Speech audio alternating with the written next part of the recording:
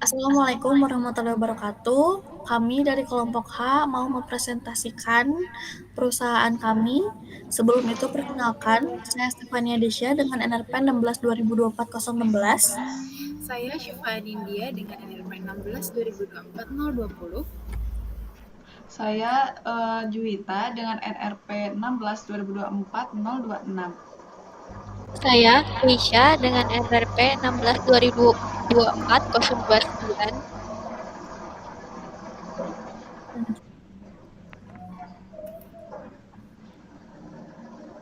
Introduction. Eco Lifestyle itu adalah perusahaan dengan model ekonomi sirkular yang menjual produk eco-friendly dari daur ulang sampah plastik, dengan fokus untuk membangun komunitas perempuan dan juga generasi muda untuk mempromosikan gaya hidup hijau. Perusahaan ini bertujuan untuk menjadi platform ekosistem sirkular yang menghubungkan daur ulang, pemberdayaan, dan juga inovasi digital demi mendorong perubahan lingkungan yang berkelanjutan dan juga mendukung SDGs 17. Lalu ada latar belakang di mana Indonesia ini menghadapi krisis plastik. Salah satunya itu ada di Kota Bandung, di mana pada tahun 2023 itu Kota Bandung memproduksi lebih dari 1.600 ton pada setiap harinya. Meskipun Gen Z dan milenial ini mempunyai kesadaran yang tinggi akan ramah lingkungan, tapi mereka menghadapi kesenjangan karena produk hijau yang ada sering dianggap mahal dan juga tidak murah. Dengan adanya permasalahan tersebut, Eco Lifestyle ini didirikan untuk menawarkan solusi dan juga daur ulang yang mudah, keren, dan juga bermakna, serta mendorong kolaborasi multi pihak sesuai dengan SDGs 17. Lanjut. Di sini ada 3 SDGs yang kami pilih, yaitu ada SDGs yang kelima atau kesetaraan gender. Alasannya karena Eco Lifestyle ini membangun komunitas yang menargetkan perempuan, di mana target pemasaran utamanya adalah perempuan muda ataupun kalangan ibu-ibu rumah tangga, serta salah satu nilai produknya adalah empowerment for women atau artinya adalah pemberdayaan perempuan. Lalu ada SDGs 12, yaitu konsumsi dan juga produksi yang bertanggung jawab. Ini dipilih karena Eco Lifestyle berfokus pada ekonomi sirkular yang menjual produk ramah lingkungan yang dibuatnya dari bahan daur ulang, khususnya sampah plastik. Ada SDGs 13 yang dipilih karena dengan mengatasi krisis limbah plastik dan juga mendorong gaya hidup Go Green, perusahaan akan secara aktif berkontribusi dalam upaya penanganan perubahan iklim melalui pengurangan sampah daur ulang. Lalu di sini ada produk kami yang berupa produk fisik dan juga program, di mana produk fisik ini berupa alat makan, furnitur rumah, aksesoris, dan juga mainan. Sedangkan program kami itu ada workshop atau edukasi, Green Partner Program, Eco Circle Community, dan juga Eco Application.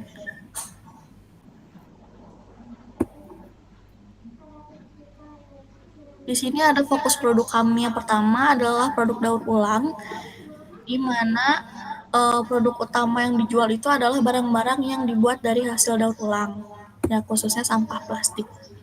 Terus ada custom produk, itu untuk menarik target pasar utama mereka, yaitu perempuan muda, agar tidak sekedar bersaing harga, namun juga menawarkan produk yang dipesan secara kostum atau yang mereka inginkan produknya seperti apa. Terus ada DIY juga, di mana Eco Lifestyle ini menjual paket yang memungkinkan pelanggan itu membuat produk daur ulang dengan keinginan mereka sendiri dan juga dapat membangun keterlibatan komunitas mereka. Selanjutnya, alur perusahaan, yaitu barang yang dijual berasal dari dua sumber utama, yaitu barang bekas dari member dan rongsok lokal, serta produk baru dari mitra dan vendor.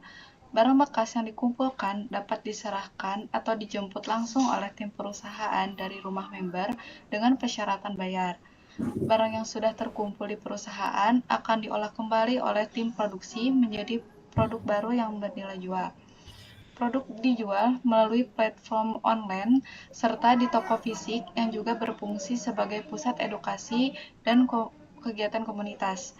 Pembeli yang melakukan transaksi dapat melakukan member yang menawarkan berbagai keuntungan seperti diskon, poin belanja, serta akses workshop dan event berbayar.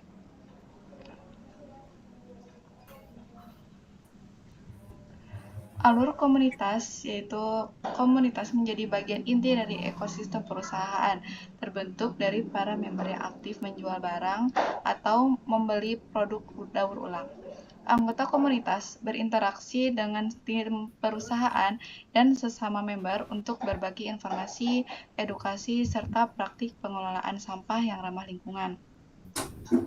Melalui komunitas ini, member dapat menyetorkan barang bekas, mengikuti program daur ulang, dan mendapatkan poin atau insentif yang dapat digunakan untuk membeli produk atau mengikuti kegiatan berikutnya.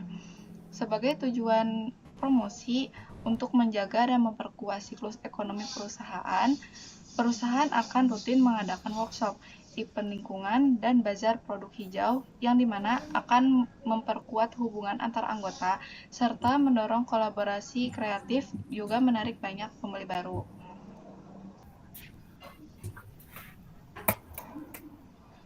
Berikutnya aplikasi kami. Aplikasi kami dirancang menjadi platform all-in-one, di mana ada penjualan barang, komunitas, dan edukasi pengelolaan daur ulang.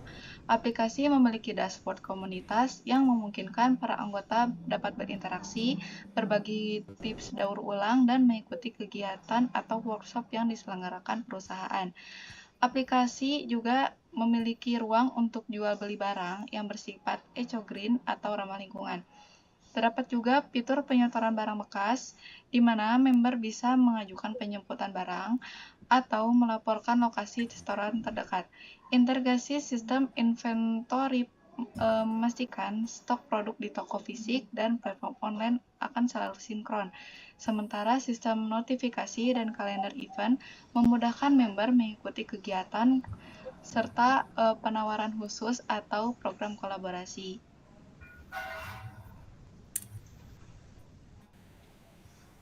Target marketing kami yaitu ada 2 segmen, yaitu wanita muda dengan karakteristik mahasiswi, pekerja muda, aktif di media sosial, dan tertarik dengan tren lifestyle dan estetik. Alasan pemilihan segmen ini yaitu karena mereka lebih FOMO, mudah diajak berkomunitas, dan dapat mempengaruhi lingkar sosial.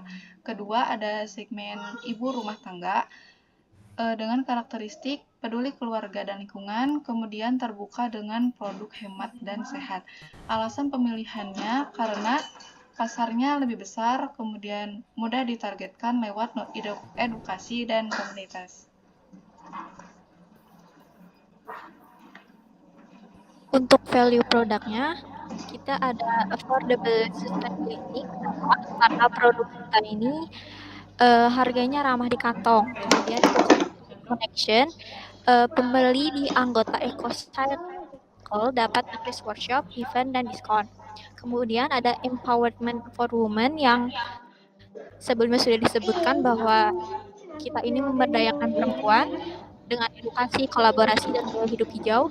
Kemudian impact dari SDGs-nya adalah kita menghubungkan universitas, UMKM, dan perusahaan dalam gerakan bersama.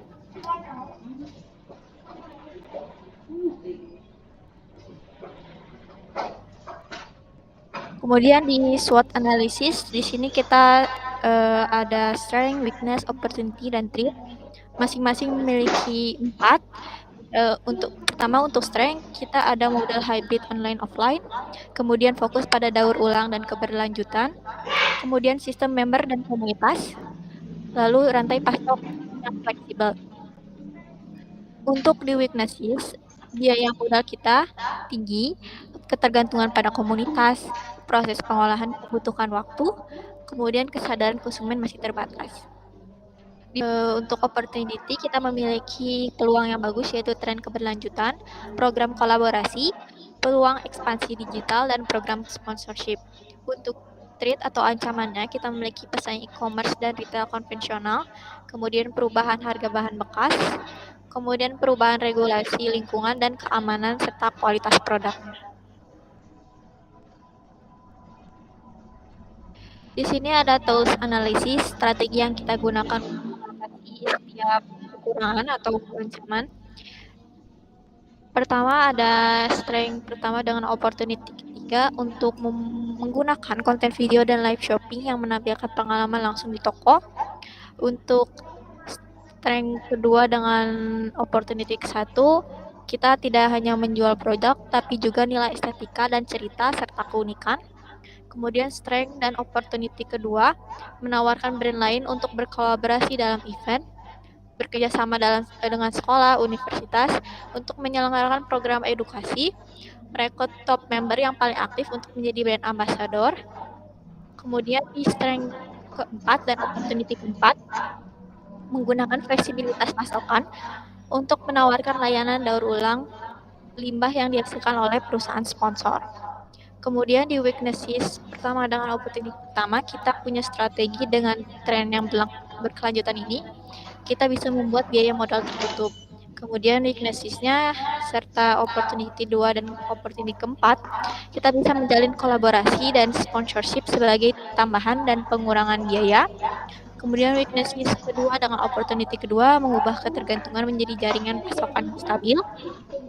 Weaknesses ketiga dengan opportunity kedua, bekerja sama dengan UMKM atau komunitas pengrajin untuk membantu perubahan. Jadi weaknesses ketiga dan weaknesses keempat, dengan opportunity kedua kita punya strategi memanfaatkan kolaborasi dengan sekolah untuk meningkatkan pemahaman tentang nilai produk daur ulang. Untuk strength 1 dan strength 2 dengan treat 1 dan treat 3 menggunakan keunggulan hybrid dan komunitas untuk melawan persaingan e-commerce. Kemudian strength kedua dengan treat ketiga memposisikan diri sebagai ahli sehingga dapat memprediksi dan mematuhi regulasi. Kemudian strength keempat dengan treat keempat memanfaatkan fleksibilitas rantai pasok untuk menunjukkan sertifikasi standar pengolahan.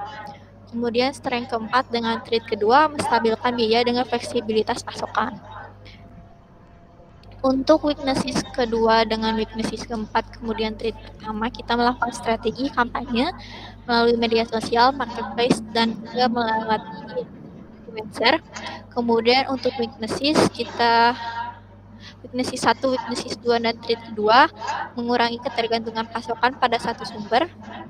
Weakness keempat dengan treat ketiga menggunakan aplikasi channel untuk selalu memantau dan menginformasikan tim serta member tentang perubahan regulasi.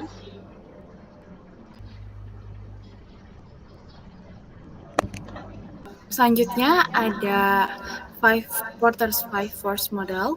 Di sini yang pertama adalah buyer power atau kekuatan tawar-menawar. Buyer power dari Eco Lifestyle ini termasuk rendah karena produk DIY dan customnya ini memberikan pelanggan tidak hanya sebuah barang tapi juga bentuk ikatan emosional kepemilikan terhadap barang tersebut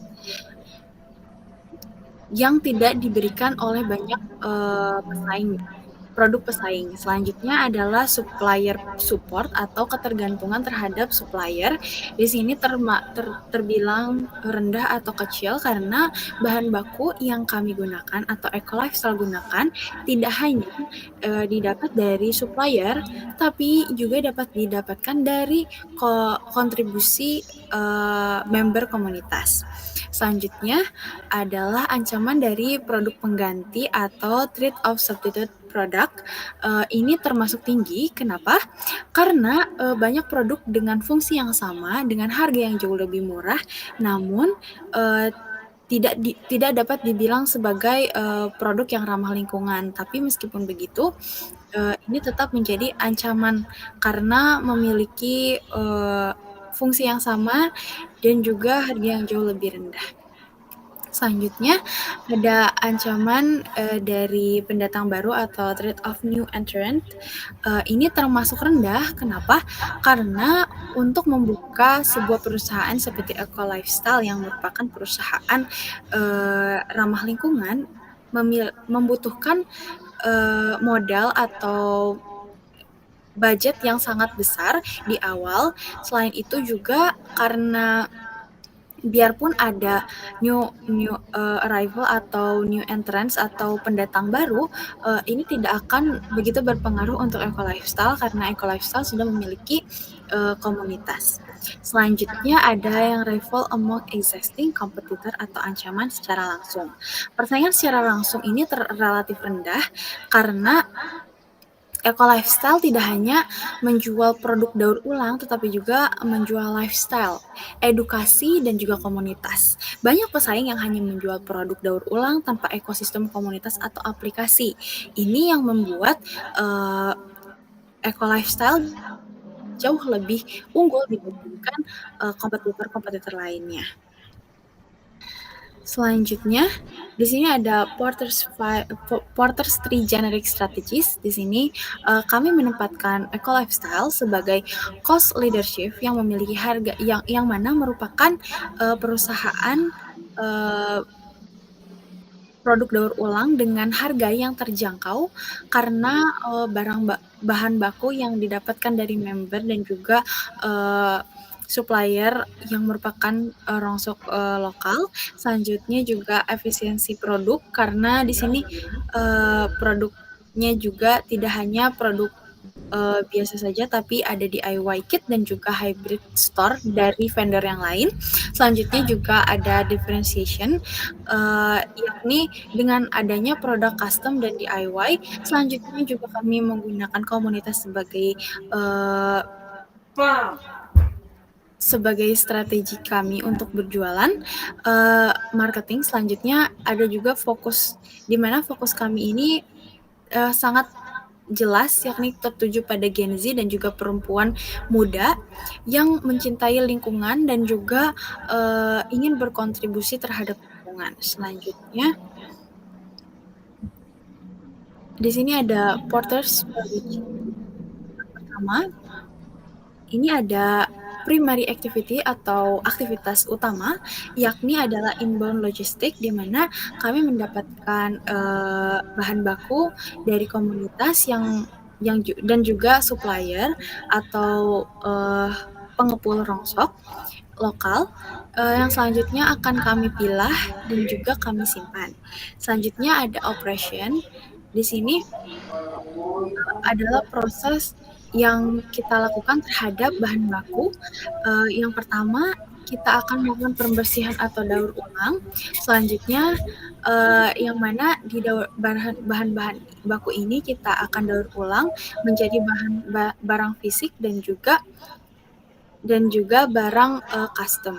Selanjutnya, di sini ada outbound logistik yang setelah barang sudah jadi produk, yakni kita lakukan distribusi terhadap pemesanan yang dilakukan secara online seperti pengiriman.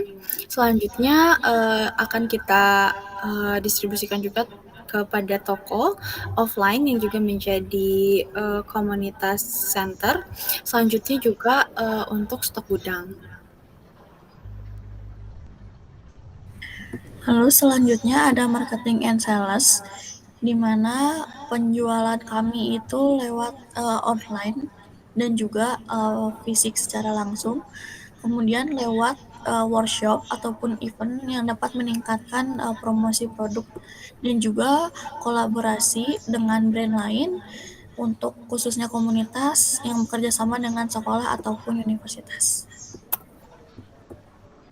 Lalu ada service atau langganan, di mana member ini akan menawarkan berbagai keuntungan seperti diskon, poin belanja, serta akses untuk workshop. Dan juga ada DIY kit, di mana DIY kit disesuaikan dengan keinginan untuk meningkatkan loyalitas pelanggan terhadap produk. Kemudian ada komunitas yang kita buat.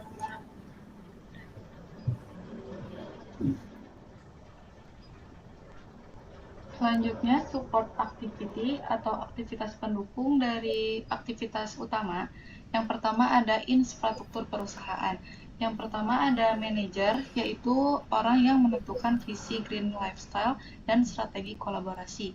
Kemudian yang kedua ada bagian keuangan, yaitu yang mengelola modal, dana CSR atau dana dari kolaborasi, dan memastikan margin upcycle tetap sehat. Kemudian yang ketiga ada sistem TI atau orang yang mengelola platform e-commerce dan sistem database member. Yang kedua ada manajemen sumber daya. Yang pertama ada perekrutan, yaitu mencari pengrajin UMKM untuk mendaur ulang dan staf yang memiliki passion terhadap isu lingkungan. Kedua ada pelatihan, yaitu pelatihan standar dengan produk daur ulang dan pelatihan komunitas manajemen. Yang ketiga ada hubungan mitra, yaitu mengelola kontrak dan partnership dengan UMKM dan vendor. Kemudian di support activity selanjutnya ada pengembangan teknologi, di mana di sini ada UI UX yang harus mudah digunakan agar komunitas atau customer bisa membeli dan menjual serta mendaur ulang lebih nyaman. Kemudian di marketplace memiliki fitur listing produk, opsi filter, dan katalog kategori barang untuk memudahkan customer. Kemudian di sini ada komunitas. Di komunitas ini harus ada forum, chat, atau grup untuk bisa melakukan diskusi, saling bertukar pengalaman, atau juga untuk memperbarui kegiatan. Kemudian di sistem poin, untuk meningkatkan antusiasme customer, kita melakukan sistem poin. Kemudian untuk sistem backend, kita diperlukan untuk database, untuk menyimpan data komunitas, transaksi, dan lainnya. Kemudian tracking dan analytics untuk memantau aktivitas kegiatan marketplace serta dampaknya terhadap lingkungan dan integrasi pembayaran berbasis online seperti dompet digital atau QRIS. Untuk pengadaan eco lifestyle sendiri ini, pengadaan barang kita itu berasal dari supplier atau juga dari komunitas yang memiliki barang bekas berkualitas yang akan didaur ulang. Kemudian produksi, di mana proses daur ulang dilakukan. Kemudian mengajak komunitas untuk berkreasi dan memastikan produk sesuai standar. Kemudian distribusi dan logistik, pick up komunitas, ada titik pengumpulan barang daur ulang, bekerja sama dengan pengiriman kurir ramah lingkungan. Kemudian di sini ada marketingnya juga dan customer engagement, di mana komunitas serta edukasi yang berguna, reward pengguna aktif, daur ulang, dan sosial media serta konten marketing untuk menyebarkan kegiatan komunitas dan proses barang. Selanjutnya adalah kesimpulan. Kesimpulannya adalah Eco Lifestyle adalah perusahaan yang hadir untuk mengubah cara masyarakat melihat limbah, bukan sebagai sampah tapi sebagai peluang. Melalui kontribusi daur ulang, komunitas, dan teknologi, kami menciptakan ekosistem ekonomi sirkular yang menguntungkan manusia dan bumi secara bersamaan. Eco Lifestyle bukan sekedar brand produk hijau, tapi platform ekosistem sirkular yang menghubungkan daur ulang, pemberdayaan komunitas, dan inovasi digital untuk mendorong perubahan berkelanjutan. Sekian dari kelompok kami.